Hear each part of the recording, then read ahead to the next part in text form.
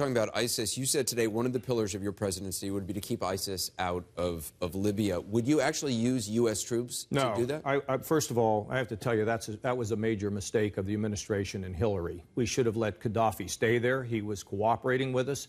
And by knocking him out, we turned this into the Wild West. There's about 6 or 7 cities in Libya that we have to pay attention to.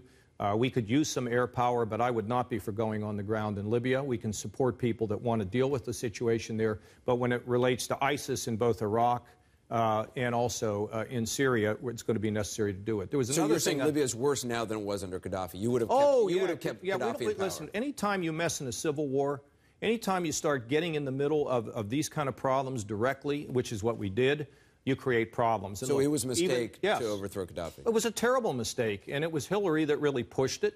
And let me tell you, when I was a very young congressman, we had troops in Lebanon in the middle of that civil war. Ronald Reagan tried to knock out Gaddafi.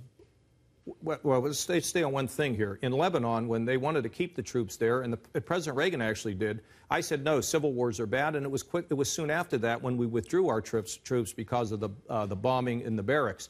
But Reagan sent a message to Gaddafi basically with a missile. He didn't put troops on the ground, and it got Gaddafi's attention. And Gaddafi, really disarmed his nuclear operation. One other thing I wanted to tell you that I pointed out today that may have been lost, and I've been talking about giving the kind of support that we need to the people in Afghanistan, but I don't want to stay there forever.